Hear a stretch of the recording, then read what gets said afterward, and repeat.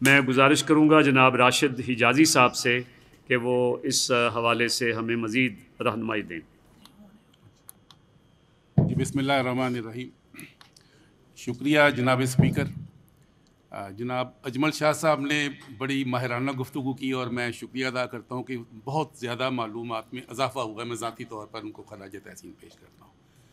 और समन अरूज ने भी जिस अंदाज से अवामी सोच को उजागर किया कि आम लोग किस तरह परेशान हैं, वो भी काबिल तहसीन है। और जो तवज्जो दिलाई जनाब स्पीकर आपने अखलाकी आलूदगी की, उसके लिए तो मैं चाहूँगा कि एक अलग सेशन रखें, वो एक बहुत बड़ी बात है। लेकिन आज जो माहौलियाती आलूदगी है, हम पाकिस्तान में इसकी बात कर रहे हैं कि वो खित्ता जिस और ख़ास तौर पर पंजाब 5 दरियाओं की सरजमीन, पहाड़ों की सरजमीन पाकिस्तान, समंदर के किनारे समंदर हमारे पास, दरिया हमारे पास, नदी नाले हमारे पास, पहाड़ हमारे पास, वादियाँ हमारे पास, वसी मैदान हमारे पास, सरसब्ज खेत हमारे पास, जो कि माहौल की शफाफियत और माहौल की जैसे कहते हैं खूबसूरती को उजागर करने वाली चीज़ें हैं। लेकिन बदकिस्मती की बात है कि हमने सत्यानाश करके रख दिया है शफाफियत का और इस हुस्न का जो कुदरत ने हमें अता की है।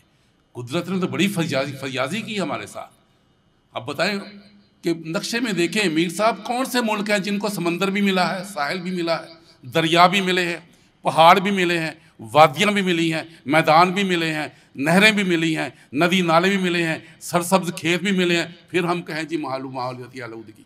कुदरत ने तो हमें शफाफियत दी है, हमें निखार दिया है, हमें हुस्न दिया है, बेहतरीन मौसम दिए हैं, चारों मौसम दिए हैं। चारों मौसमों की लताफत से आप लुत्फ़अंदोज़ हो सकते हैं। लेकिन बदकिस्मती कि हमने बेड़ा गर्क कर दिया, आलूदा, हर चीज़ को आलूदा और गंदा कर दिया। समंदर में हमने कचरे फेंक दिए, दरियाओं में कचरे फेंक दिए, नहरों में कचरे फेंक दिए, नदी नालों में कचरे फेंक दिए, और इर्द गिर्द अपने घरों के इर्द गिर्द देखें, घर को हम साफ करते हैं और बाहर गंद फेंक देते हैं। ये क्या हमारी जहनीत है, क्या कल्चर है? एक वक्त तो होता था कि बाकायदा अगर कोई होता तो पकड़े होते थे शॉप पर और बाहर जाकर कूड़ादान में फेंका जाता था। अब ये तकल्लुफ़ नहीं किया जाता। और कहते हैं जी ये जहालत की बात है, कराची सबसे पढ़ा लिखा शहर है। मुझे इत्तेफाक हुआ वहाँ पर जाने का, यकीन जाने के आबादियाँ, शहरी आबादियाँ, बड़े बड़े घर बने हुए हैं, आलीशान बंगले बने हुए, पछवाड़े में जाते हैं तो गंदगी के ढेर और गलाजत इंतहा हो गई है। और लाहौर भी अब उसी के नक्शे कदम में चल रहा है।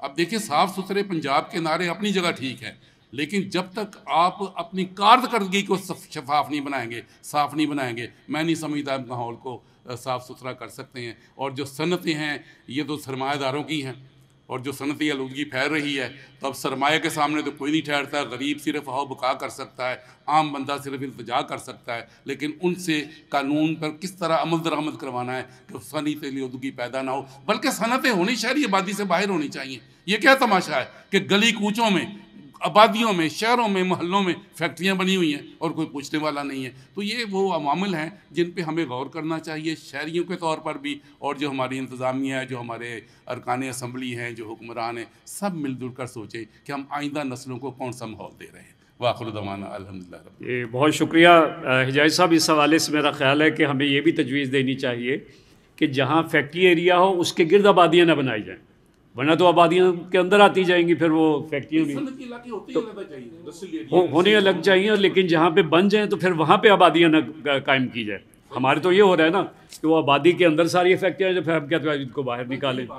इस हवाले से असल में प्लानिंग की ज़रूरत है कि मनसूबाबंदी जो है वो सरकारी सतह पे हो और अवामी सतह के ऊपर उसके ऊपर अमल दरामद की जो है वो कैफियत बने।